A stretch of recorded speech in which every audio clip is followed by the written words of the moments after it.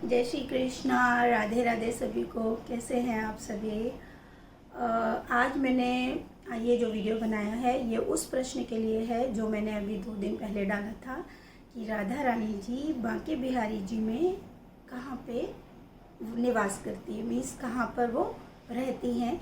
या वैसे तो सभी ने बहुत सुंदर जवाब दिए हुए हैं, लेकिन फिर भी मैं बहुत कोशिश करती हूँ कि वीडियो बहुत छोटा हो जाए, लेकिन हो नहीं पाता है। क्या करूँ, छोटा नहीं हो पाता है। तो चलिए इसका हम आगे कंटिन्यू। चलिए, तो सबने ज़्यादातर किया मतलब इसका जवाब दिया, और कि राधा रानी जो है भगवान कृष्ण के हृदय में वास करती हैं। तो हम शुरुआत करते हैं। राधा जी और कृष्ण एक ही हैं, सब जानते हैं। राधा जी और कृष्ण एक ही हैं, उनका हृदय एक है, तो अलग से हृदय में कैसे वास करेंगे, पहली चीज़। चलिए ठीक है, वो दोनों एक ही है। यहाँ पे जो मेन मकसद और प्रश्न क्या था, प्रश्न ये था कि जब बांके बिहारी जी के मंदिर में हम जाते हैं तो वहाँ पर जाने के बाद हमने ज़्यादातर देखा होगा, जितने भी वीडियोस आते हैं हमने सुना है कि उनको मालिश दी जाती है, उनके पैरों को, हाथों को, मतलब फुल बॉडी, जैसे हम एक बच्चे की मसाज करते हैं वैसे ही इत्र के साथ हम अपने लड्डू गोपाल की घर में इत्र के साथ मसाज करते हैं, मैं भी करती हूँ। तो एक बार ये प्रश्न मेरे दिल में आया कि जब भी मैंने कोई भी चीज़ सुनी तो यही सुना कि गोस्वामी जी उनकी मालिश करते हैं।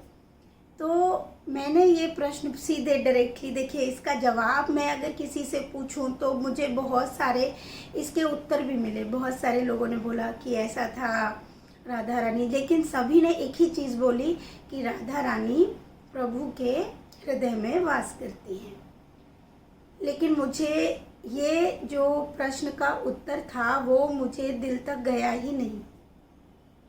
मैंने कहा प्रभु जी एक चीज़ बताओ, और ये बात डायरेक्टली मैंने जो प्रश्न किया वो बांके बिहारी जी से किया कि मुझे समझ नहीं आता कि आपने आपकी मालिश के लिए सिर्फ जो आपके मेल भक्त हैं उन्हीं को परमिशन दे रखी है, वही मालिश करते आ रहे हैं। अगर मान लीजिए मैं हूँ, मैं अपना बच्चा समझती हूँ, मेरी ये इच्छा है कि कभी ऐसा मौका हो कि मैं बांके बिहारी जी के चरण छू पाऊँ और उनको मालिश दे पाऊँ। तो सबने कहा कि नहीं नहीं, स्त्रियाँ जो है वहाँ पे नहीं मालिश देती हैं, ना ही उनको मतलब टच नहीं करती हैं, या जो भी है उनको हक नहीं है, मेल भक्त ही देते हैं।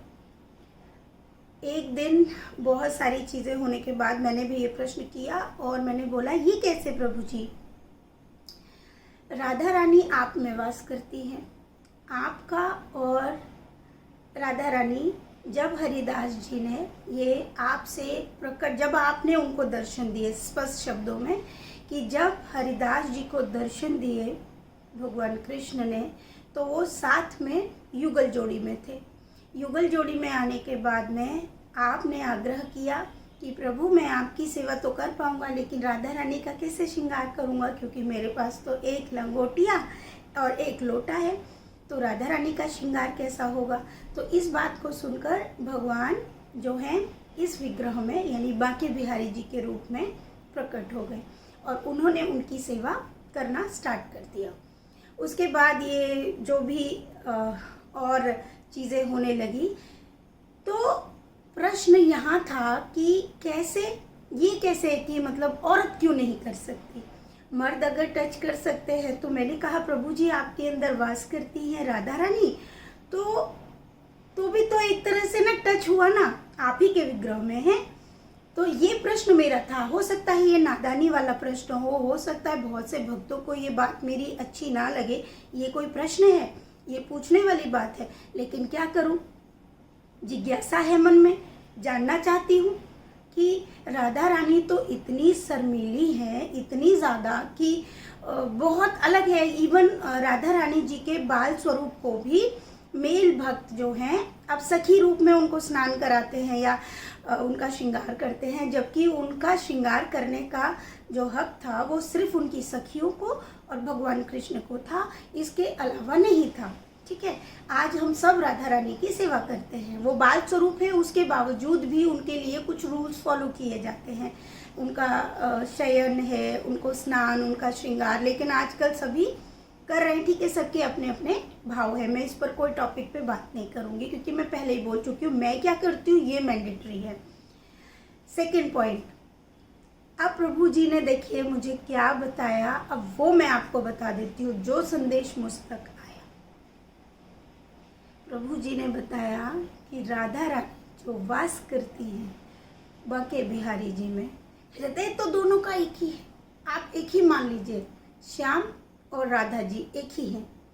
उन्होंने कहा अगर आप अस्तित्व की बात करें तो वो विराजमान हैं उनकी नेत्रों में, उनकी आंखों में।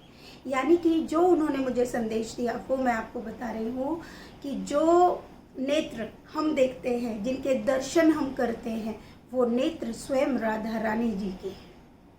सभी क्या बोलते, देखिए इस समय मेरे रोंगटे खड़े हो गए कि स्वयं राधा रानी वहाँ से प्रकट हुई। उन्होंने बताया कि ये नेत्र मेरे हैं, मैं यहाँ वास करती हूँ। हम जितने दीन दुखी हैं सबने सुन रखा है। देखिए मुझे बोलते हुए बहुत मतलब मेरी बॉडी में अजीब सी चीज़ें हो रही हैं। तो राधा रानी ने स्वयं कहा कि वो नेत्रों में वास करती हैं। अब नेत्रों में वास करती हैं तो मेरे सारे प्रश्नों के उत्तर उन्होंने दे दिए। देखिए कैसे, हम सब जानते हैं कि बांके बिहारी जी को बहुत देर तक देखने मात्र से ही वो हमसे प्रेम करने लगते हैं और पर्दा बार बार हटाते हैं और लगाते हैं, क्योंकि वो इतने करुणामयी हैं। और करुणामयी जो है किसको कहा जाता है, आप खुद सोचिए। करुणामयी है मेरी श्रीमती राधा रानी जी, मेरी राधा रानी, मेरी किशोरी जी। उनमें जो करुणा है वही नेत्रों में बांके बिहारी जी के।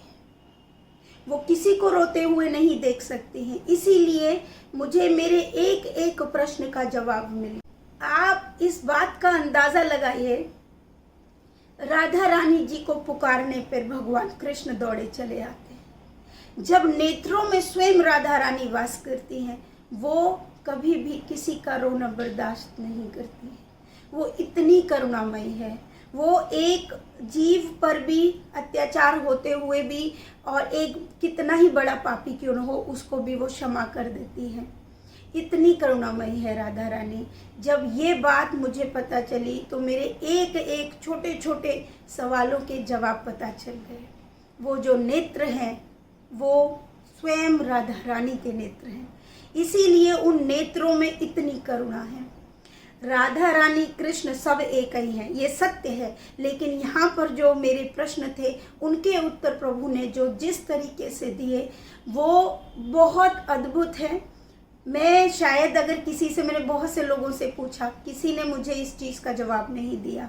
अंत में स्वयं प्रभु ने इस बात का जवाब दिया और मैं बेहद खुश हूँ इस बात से कि उन्होंने मेरे प्रश्न का ये उत्तर दिया।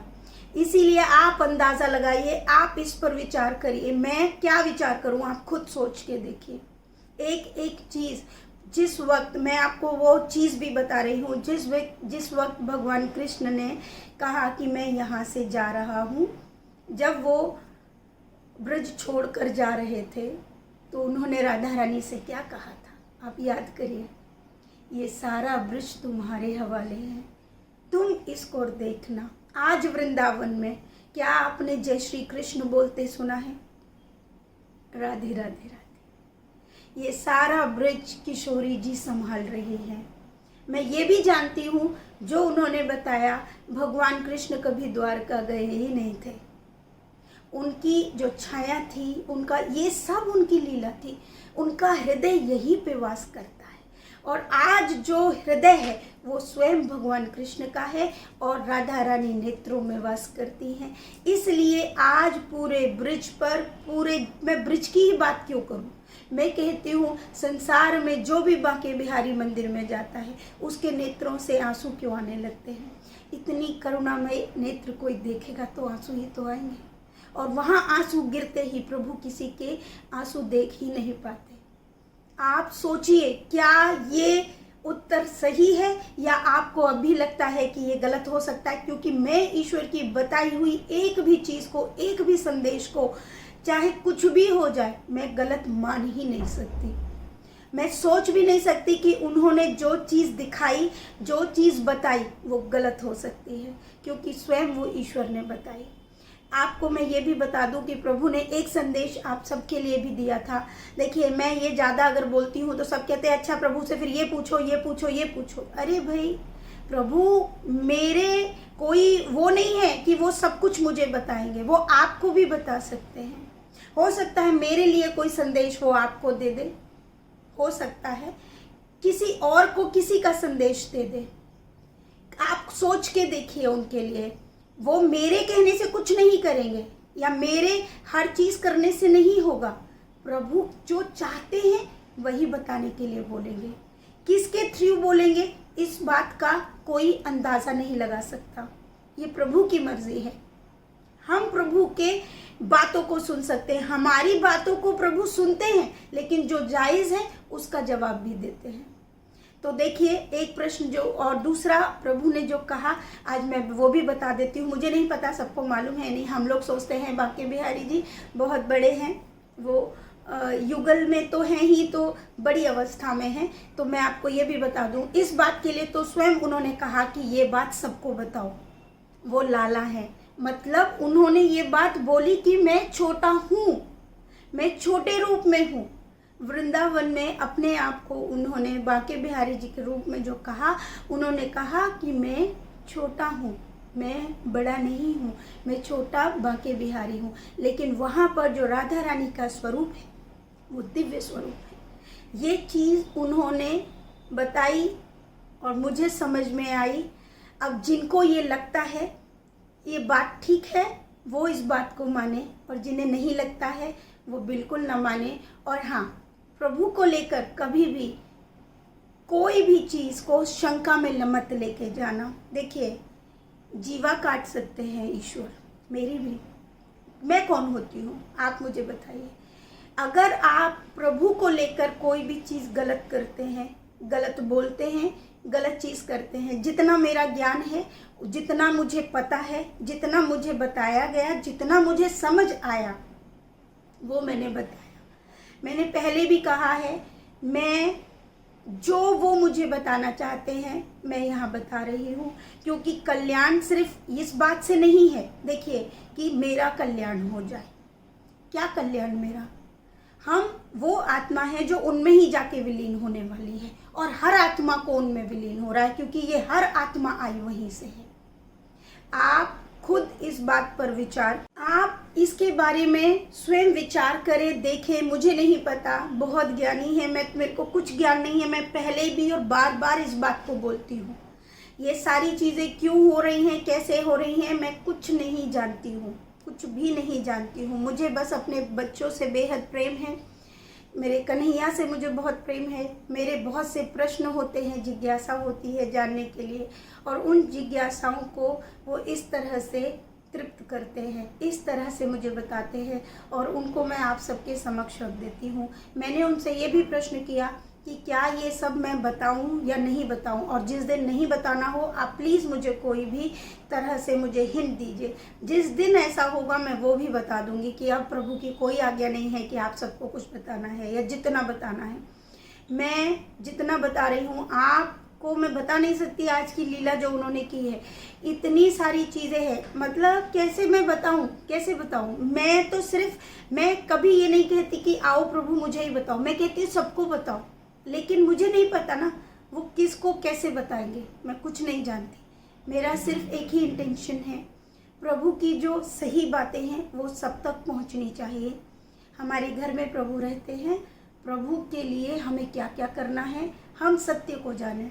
सत्य जो मुझे पता है, मैंने कोई ग्रंथ नहीं पढ़ा, मैंने कुछ नहीं पढ़ा, ये जो भी है मैंने तो प्रभु से कहा है मुझे कुछ नहीं पता, बस मुझे इस काबिल बना दो कि जिस वक्त मैं इस दुनिया से जाऊं बस आप में समा जाऊं, इसके सिवा मुझे कुछ नहीं करना। ये जीवन जैसा भी है, मुझे जो पता चल रहा है, मेरा जीवन आपने क्यों मुझे ये दिया हुआ है मुझे ये भी नहीं पता। कल मैंने एक वीडियो बनाया था, शाम में बनाया था जब मेरे बच्चे, तो वो वीडियो भी मैं पोस्ट नहीं कर पाई हूँ। मेरी लाइफ के बारे में शुरू से आज जो हो रहा है, क्यों हो रहा है, आगे क्या होगा, मैं कुछ नहीं जानती। बस ये है जो पता चल रहा है आपको बता रही हूँ, और चाहूँगी कि प्रभु आप सब पर भी बहुत कृपा करे, आप सबको भी कुछ न कुछ पता चले। लेकिन ये सारी चीज़ें उन्हीं को पता चलेंगी जिनका दृढ़ विश्वास होगा प्रभु पे, जो पूर्ण रूप से प्रभु पे विश्वास करते हैं।